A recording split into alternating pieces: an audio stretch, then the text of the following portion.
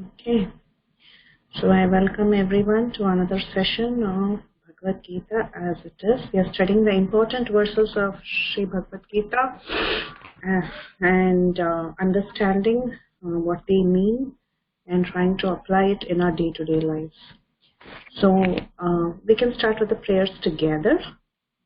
Om Ajnanatimirandasya Jnananjanashalakaya Chakshurunmilitam Yena Tasmai Shri Gurave Namaha Namo Vishnupādaya Krishnapeshaya Bhutale Srimate Bhaktivedanta Swami Niti Namine Namaste Saraswate Devi Gauravani Pracharine Nirvishesha Shunyavadi Paschatya Deshatarine Jaya Shri Krishna Chaitanya Prabhu Nityananda Shri Advaita Gadadhara Shri Vasadi Gaura Bhakta Hare Krishna Krishna Krishna Hare Hare Hare Rama Rama Rama Hare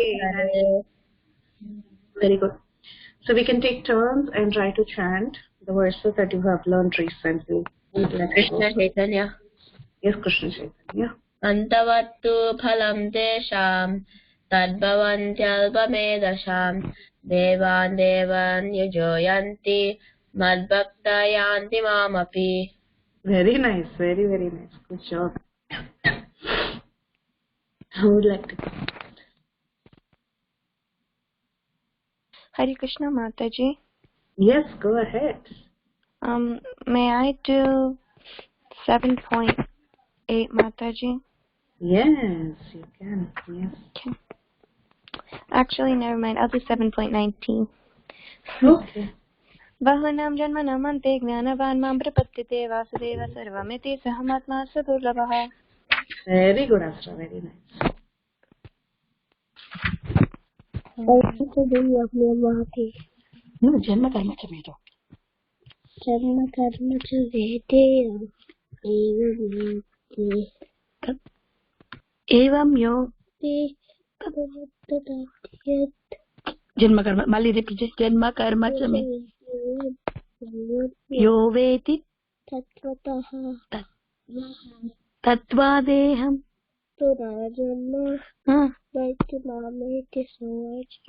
कुलक्षये एव निश्यन्ति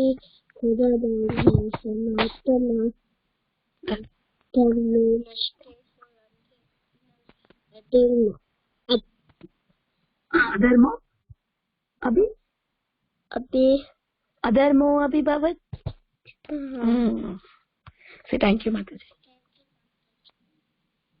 Thank you, Vrinda. Thank you so much. Who would like to go next?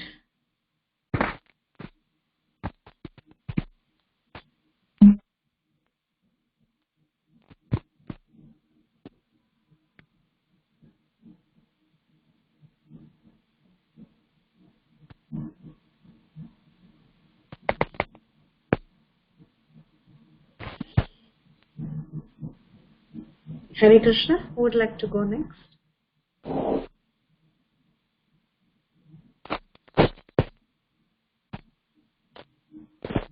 Anmol? Yes, Mataji. Yes, go ahead. Try any of the verses. Okay, do 7.25. Yeah. Naham prakasa sarvasya yogamaya samritvata mudayam nabhijanati lokamam majamaviyam. Very nice.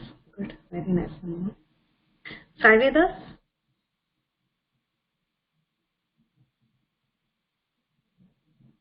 Okay. Nibi? Mataji, I don't know any of these shlokas. Okay, whichever shloka you know, you can recite. I'm learning 15th chapter, Mataji, but I don't know this one yet. That's okay. You can chant any verse from the 15th chapter. Okay. Can I try 7.16? Yes. Chaturvidha bhajante mam jana sukritino arjuna arto jinasur ardati jnana cha bhaskara shubha. Very good. Good job. Very nice. Okay. Let's go to today's verse. Please repeat after me. Naham prakasha sarvasya. Naham prakasha sarvasya. Naham prakasha sarvasya. Yogamaya samavritah. Yogamaya samavritah. Yogamaya samavritah.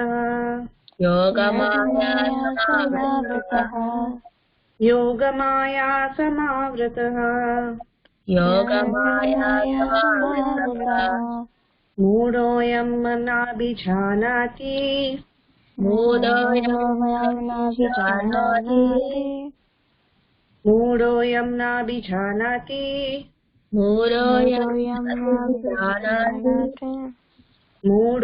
nabhijanati. Mudoyam nabhijanati. Loko mamajamavyayam. Loko mamajamavyayam. Loko mamajamavyayam. Naham prakasha sarvasya. Naham prakasha sarvasya. Yogamaya samavritah. Naham prakasha sarvasya.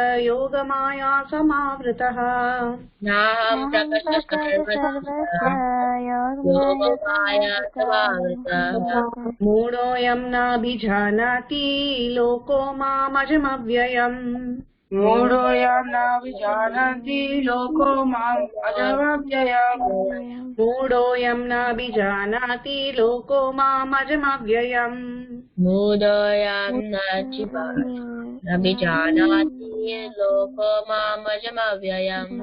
Mudoyam nabhijanati. Loko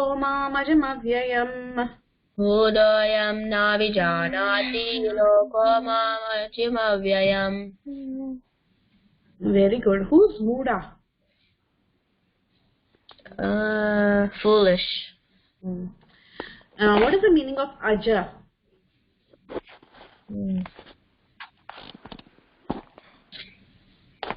Unborn. So Ja means to be born. Aja means unborn. Okay.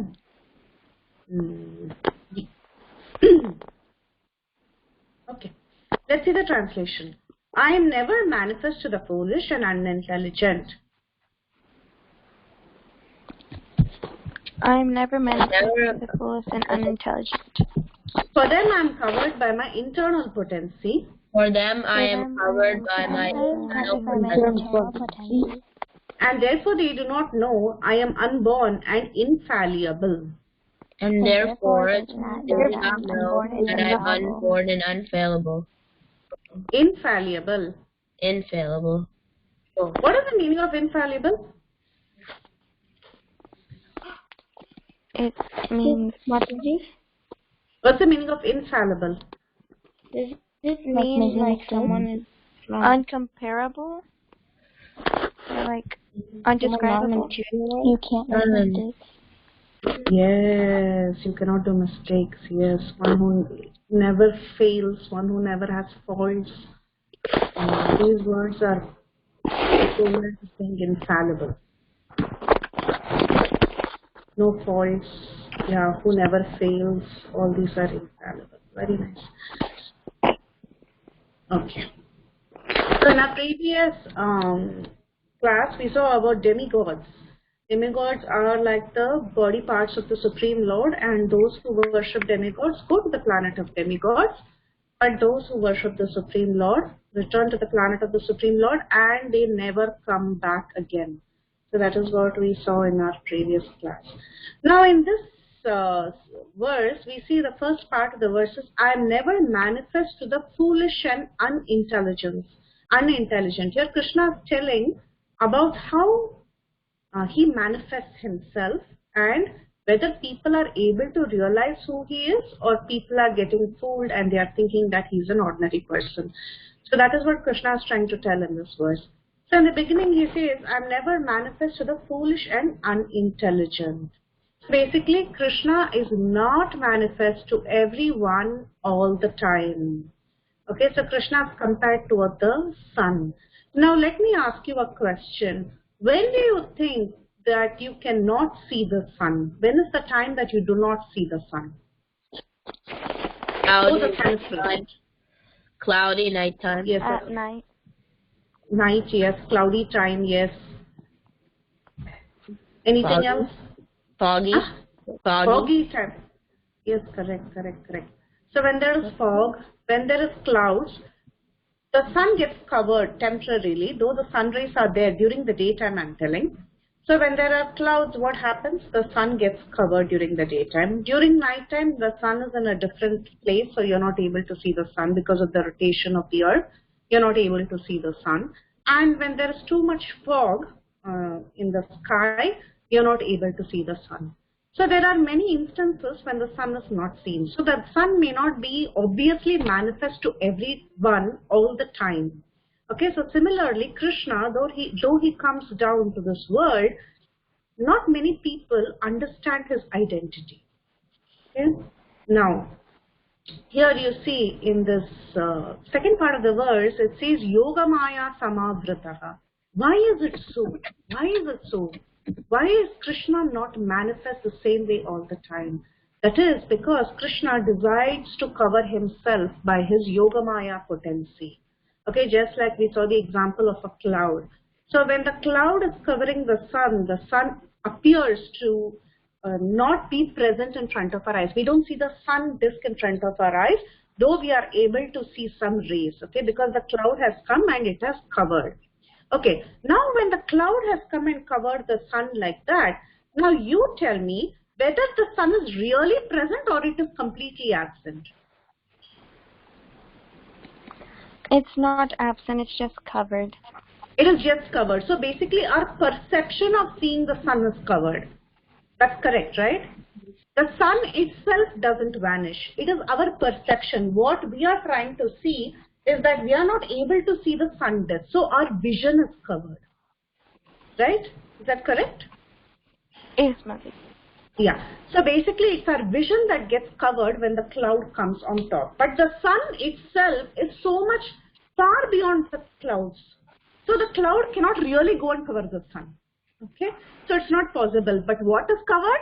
It is our vision, because the clouds are moving in the sky, which is much closer to us than the sun. So we are thinking that the sun is getting covered. But actually it is only our vision. So similarly, Krishna, he decides to put that screen of Yoga Maya, okay, when he wants. He covers himself with that screen of Yoga Maya, preventing the vision of people from really seeing who he is. Okay? Now we have to see who can really see him and who doesn't see him. So, the third part of the verse is Moodoyam nabhijananti. Therefore, foolish people do not know that. Loko mam ajam avyayam, that I am unborn and infallible. So here we see the Lord is never covered by illusion. Our vision of the Lord is covered. Foolish people who consider the Lord to be just like themselves, they do not understand the Lord. The Lord decides to cover himself from such foolish people. But however, a devotee who is surrendered, a devotee whose life and soul is the Lord, a devotee who says, Krishna, you are everything to me, to such a friendly person, to such a devotee, Krishna reveals his true identity. That person can really see Krishna as he is. So Krishna reserves the right of revealing himself to everyone. Okay? He reserves the right of revealing himself. If he wants, he will reveal. But if the person is not surrendered, to that person, he decides to cover himself by his own yoga maya. It is his decision. Okay. So just like how a magician, you've seen magicians doing magic tricks. When they do a magic trick, what happens? Everyone there in the audience, they get bewildered seeing the trick. They are seeing such a fantastic trick. Oh, a cat is turning into an elephant. They are seeing all these tricks. Okay, they are seeing everything and they are all completely bewildered. They see a big palace in front of them and then suddenly the palace vanishes. How is all this possible? It is possible by the trick of the magician. The magician is able to do all this. But is the magician himself bewildered by this? The magician knows how he tricked the people, right? So he himself is not bewildered by it. So like that, Krishna is like that ultimate magician, okay? People who are foolish get bewildered, but people who are surrendered to him, they understand the secrets and they can see Krishna as he is. They can see Krishna in his transcendental form. So, not only are foolish people and unintelligent people thinking that Krishna is an ordinary man when he comes. What happens is most people, they think that he is this unborn becomes born. That's what they think. So when Krishna took birth, many people, they thought Krishna is an ordinary boy. He's an ordinary boy. He was stealing butter. He was running around in Gokul. And then he married. Then he had a big kingdom. He was like an ordinary king. He's just an ancient king and he's overrated. That's what people think. Because they really don't understand the true nature of Krishna. Not only that, there are some people who think that even if he is very special, even if they say that Krishna is very special, still they think he is come from that impersonal Brahman. Okay? They think of the Brahman feature of the Lord. Brahman is like, we have seen what is Brahman. It is the impersonal feature of the Lord, the all-pervasive feature of the Lord. They think, oh, that impersonal Brahman has taken a form and he has descended. So there are two people. One, who are real fools. Second set, who think they are very intelligent, but they are very unintelligent. They are thinking Krishna has actually come from the impersonal Brahman and he's a temporary feature. Okay? So there are two kinds of people. And they are not understanding that the Supreme Lord's form is real, and they don't understand his birth and activities are transcendental. They don't understand that he is infallible. So there is so much problem with these people. There's a story of three sages. Okay, these three sages were there during Satya Yuga, and during a very ancient time, they were performing great penances. The name of these three sages were Ekata, Dvita, and Trita. Okay, so there were three sages like that. So these three sages, they started performing great austerities because they wanted to go to Shvetadvip. Shvetadvip is one of the abodes of Lord Vishnu. Specifically, he is called as Kshirodakshai Vishnu. Okay, Shvetadvip is the abode of Lord Sri Vishnu. These people, they started performing great penances so that they could go there and see who this Vishnu is. So after they performed great penances, after several years, finally they reached the ocean of milk where Shvetadvip is present, where this Kshirodakshai Vishnu is lying down. When they went there, they were trying hard to go and see darshan of Vishnu. But however, they didn't get the darshan of Vishnu. All that they could see was a bright light, some hazy bright light like this. See, at least here there is some outline of the form of Vishnu. But for them, it was just a strong bright light. They couldn't see the beautiful face of Vishnu. They couldn't see the features. They couldn't see anything. And they were wondering why, what happened? Why am I not able to see the Lord? So at that time, there was a voice. The Lord himself told them that I can be seen only through surrender and devotion. I cannot be seen by impersonalists. If you think mukti or impersonal liberation is everything and my form is temporary, you will never see the real me. Only through the process of bhakti, only when you surrender, you can see me as I am in my transcendental form. So they had this first-hand experience of this. So like that, there are many people in the world. They either think Krishna is an ordinary baby, Krishna is an ordinary king, Krishna was an ordinary person, he was just a warrior, he was just a chariot driver.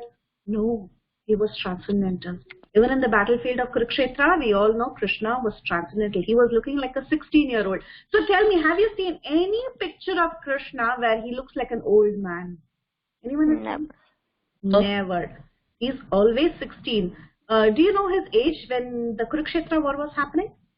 He was 100 something. Yeah, he lived for 125 years. So almost he was 75 when the Kurukshetra war was happening. So around that age, okay, not exactly, but around that age. So you can imagine he was an old man. He had grandchildren and even he had so many grandchildren. Still, he looked like a 16-year-old. So that is Krishna. His body is transcendent. But there are fools who think that he is ordinary, and there are other unintelligent people who just think that he's come from this Brahmajyoti. In Bhagavad Gita chapter 12, they say that impersonalists will take many, many, many lifetimes to come to the light Buddha, but if you worship Krishna in the personal form, then you will come in that only lifetime. Very true. Very well said, Krishna Chaitanya. That is 100% true. Yes. Yes. Doesn't Brahma also doubt Krishna, like when he's playing with his friends? Yeah, Brahma also. So what does that make Brahma? What's that? What does that make Brahma? What does that make Brahma then? Yeah. No, I didn't get the question. Krishna reveals himself to Brahma. Yeah, Krishna decides to, not reveal himself to Brahma, the real him to Brahma. Brahma gets bewildered, and once he realizes his mistake, then Krishna removes the curtain and he shows himself as he is. And in fact, he takes the four-armed form of Vishnu's and he shows him his supreme position. Okay? Even Brahma gets bewildered. Any jiva can get bewildered, including Brahma. Brahma also got bewildered, thinking Krishna was an ordinary boy. He was in fact wondering, how is that this ordinary boy in Vrindavan, he has killed this Aghasura, because this happens just after the Aghasura episode. So he was very bewildered. He didn't understand anything. So yes, Brahma is not, quote unquote, a foolish person as it is mentioned on this verse. Brahma is a great personality, but Krishna purposely did this Leela to teach him a lesson, because Brahma had developed a little pride. So the point there is that Krishna is capable of showing these things. He's capable of covering himself whenever he wants. Okay? So we don't consider Brahma to be on the level of a fool. Rather, Brahma is a great personality, but there was a little pride there Krishna had to correct. Okay? Yes, Mataji. Yes, Mataji. That was a good question. Thank you. And yes. And of course, we know the famous story of Shishupal, right? This Shishupal, he was the great enemy of Krishna. He hated Krishna so much that he was always thinking of Krishna in envy and hatred. So anyone knows where exactly this Shishupal was killed? At the yagna in Yudhishthir, the Ashwamedha yagna that he was doing. Exactly, yes. So anyone knows the story as to why he started blaspheming Krishna and what happened in the Rajasuya Yajna? Okay, so in the Rajasuya Yajna, everyone was discussing about whom to give the first honor to. Okay? During the Yajna, one person is specifically given the topmost honor. So at that time, everyone suggested, unanimously agreed, Bhishma agreed, Sahadeva agreed, everybody, all the Pandavas agreed. Everyone unanimously agreed that Krishna is the Supreme Lord himself. So he should be the topmost worshipable person, and therefore they wanted to do all the honor to Krishna. You see Krishna here, he's sitting on the throne, and Yudhishthira Maharaj wanted to give him the first honor. So when this was going on and everybody unanimously agreed that yes, Krishna is the most worshipable, at that time this Shishupal, because of his envy and hatred towards Krishna, he objected. He said, no, who is that Krishna? He's after all a cowherd boy. He's a cheater. He's a thief. He has done all this nonsense. Like that, he went on and on and on and on criticizing Krishna. Anyone knows how many times? How many chances did Krishna give him? 100. 100, right? Yeah. Yeah. So Krishna, the 100th time when he made the offense, Krishna sent his Sudarshan Chakra and he beheaded Shishupal. So that is the story of Shishupal. Shishupal couldn't see who Krishna was. Duryodhan couldn't see who Krishna was. You all know the story in Mahabharata where Duryodhan decided to disrespect Krishna. He didn't want to get up when Krishna was invited to the assembly. So like that, there were so many people who really didn't understand who Krishna was. They thought he's just an ordinary man. In fact, Duryodhan was thinking, oh, there are so many people with mystic perfections. In Dwapara Yuga, many people had mystic perfections. In Kali Yuga, we hardly see very, very few people showing some little magic, some little mystic power. But in Dwapara Yuga, so many people had. So Duryodhan was just thinking, oh, he's just another guy with another mystic power. He never understood that he was the Supreme Lord himself till the end. So we see many people took Krishna to be an ordinary man, including Shishupal. But there were also others who were devotees of Krishna who could understand his real nature. So that is what Krishna is telling here. Though he is born, people think that he is an ordinary person. And the reason this happens is Krishna decides to reveal himself only to his devotees and not for those who are foolish and unintelligent. Okay? So now you can recite the verses. Hare Krishna. Ashutosh. Yes, Ashutosh. Naham prakasha sarvasya yogamaya samavrita mudayam navijanti lokamam ajam avyayam. Very good. Translation. Krishna Chaitanya. I am yes, never. Go ahead. First the translation, then Krishna. I am never manifest to the foolish and the intelligent. For them, I am covered by my internal potency, and therefore they do not know that I am unborn and infallible. Infallible. Infallible. Very nice. Thank you. Krishna Chaitanya. Naham prakasha sarvasya yogamaya samavrita mudoyam nabijanati loko mamajamavyayam. I am never manifest to the foolish and unintelligent.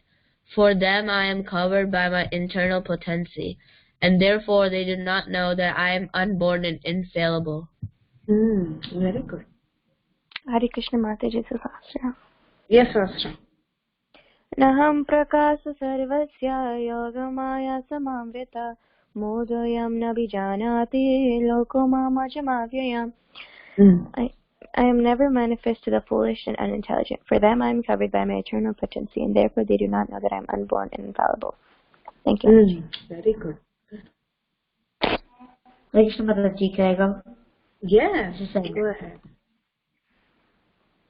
Naham prakasha sarvasya yogamaya samavrita mudoyam navajanti lokomam ajam avyayam.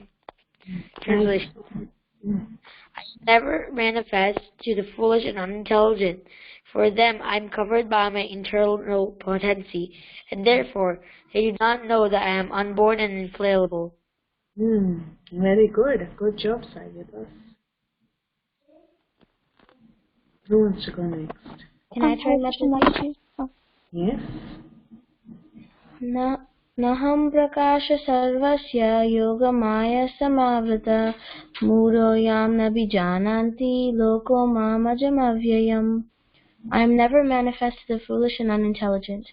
For them I am covered by my internal potency, and therefore they do not know that I am unborn and infallible.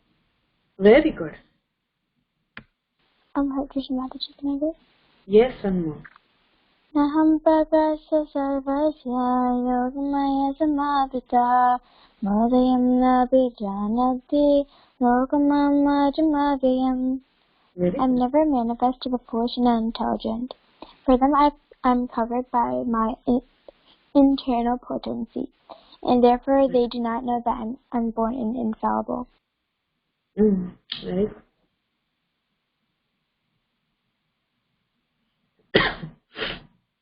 Who else do we have? Siddharth is there. Bhaswati is there. Siddharth?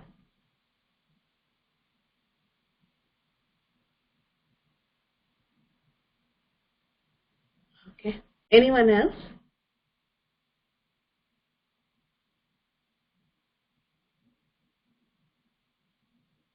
Okay. So if there's no one else, then we can end the call and we'll meet again next week with another verse. Vancha kalpatarubhyascha kripa sindhubhyeva cha paridanam bhavanebhyo namo namaha. Ananta Koti Vaishnava ki jai, Srimad Bhagavad Gita ki jai, Srila Prabhupada ki jai. Thank you, Mataji, for the call. Thank you. Ji. Hare Krishna, Mataji.